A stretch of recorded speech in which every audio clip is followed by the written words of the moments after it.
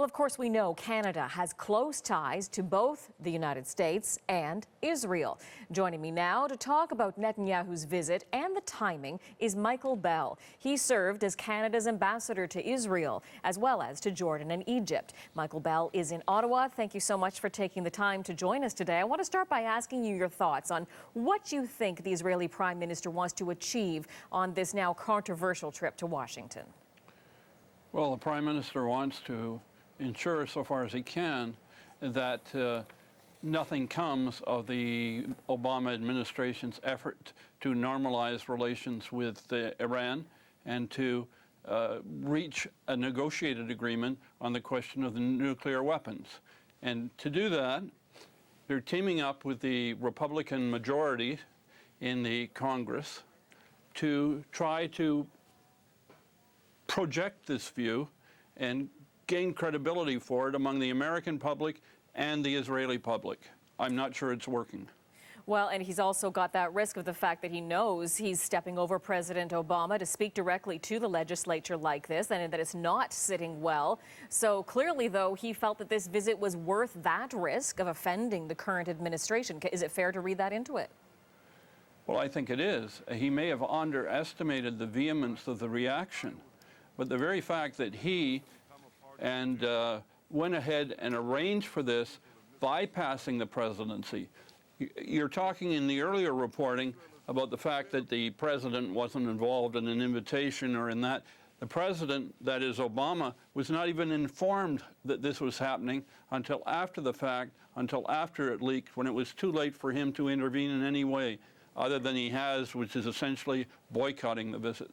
Do you think there's a risk? We heard our reporter Lindsay Duncombe saying that there's a poll saying 48% of Americans polled didn't like the way this all played out. An ad in the New York Times from some Jewish Americans saying, Netanyahu, you don't speak for us. Is this all this injection of politics like this because we also have that Israeli election happening later this month? Would that just leave a bad taste in the mouths of many people in America, do you think? Well, I think if it doesn't, it certainly should. And it should leave a bad taste in the mouth of many Israelis, because I think it's a mistake to characterize the Netanyahu government as Israel. The reference in the earlier reporting to Israel wants this, Israel wants that. The present government wants it. It's quite debatable whether a majority of Israelis want it. Certainly the opposition doesn't want it. Therefore, it's a much more nuanced situation where there's political infighting in both countries. If Netanyahu doesn't prevent an agreement, which he's doing his best to do, that is the agreement between Iran and the United States, he's lost his major foreign policy issue, which he's been emphasizing for several years. That is the thing that he speaks to the UN about, that he speaks to everybody that visits Israel about. And it's going to be, if it is successful, he's going to have that issue taken away from him. You know, what's important here is that even within the Prime Minister's office, Prime Minister Netanyahu's office, there are those who cautioned him against giving this speech, against going to Washington, against being seen to interfere in American politics, which is exactly what he's decided to put aside. And I think it's very difficult to deny that he is interfering with Canadian politics and all this apologia, or American politics, yes, rather, and all this apologia that we see now. I respect President Obama and what have you. The two men don't like each other at all. So this is just a diplomatic bafflegag to prevent an image of a severe disruption in relations between these two men and these two governments.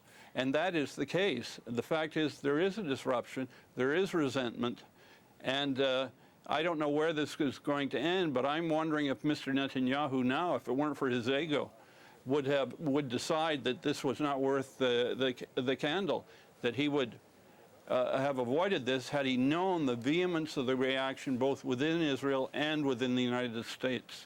And with the election in Israel later this month, it'll be interesting to see how it does play out at home. I want to ask you about Canada now, because as we know, Canada has a vested interest in the politics of both the U.S. and Israel. Canada, certainly a very close friend to Israel, and Canada, let's face it, has had strained relations with the Obama administration. What impact could all of this have, or what should Canada be doing in light of this tension we're seeing across the border? Well, if you ask me what Canada should be doing, I think we should be supporting the Obama administration in its efforts to peacefully negotiate control of Iranian nuclear activities, so we're not faced with nuclear weapons in the foreseeable future or at all. To me, you know, having been in the Foreign Service for 36 years, negotiations aren't namby-pamby. They can have substance. They can be enforced, rather than this kind of head-on confrontation. Now, the Prime Minister himself, that is Mr. Harper, is a neoconservative. He shares many of the views of the Republicans in the United States, and certainly with Mr. Netanyahu, with whom he speaks very, very frequently. They are like-minded individuals. So I'm sure whatever he says, his real hope would be that these negotiations, the Obama negotiations with the Iranians, come to nothing, and that the Obama administration suffers setbacks vis-a-vis congressional opposition, vis-a-vis election results in Israel. Now, of course, he wouldn't say that publicly, but given his philosophical attitudes and policy attitudes, there's no doubt to me that he identifies with the right wing in the United States and within Israel, and would view anything less than their success as a defeat for his cause. And just a quick final thought then, do you think that the best strategy, likely in the minds of Prime Minister Stephen Harper and his party, would be simply, let's just stay out of this and stay quiet on this one then? At best. He'll judge the mood and the climate. I think his inclination would be to support Netanyahu and to do so as openly as possible. But he'll be a judge. He'll weave and dodge, and he'll see what the mood is in Israel and in the United States. If it's too controversial, he may stay back a bit. Although he may judge it's in his interest to speak up for those whom he regards as his ideological allies. Fascinating to get your insights in all of this. Thank you so much for your time today. You're quite welcome. That was Michael Bell, Canada's former ambassador to Israel, joining us from our Ottawa studio.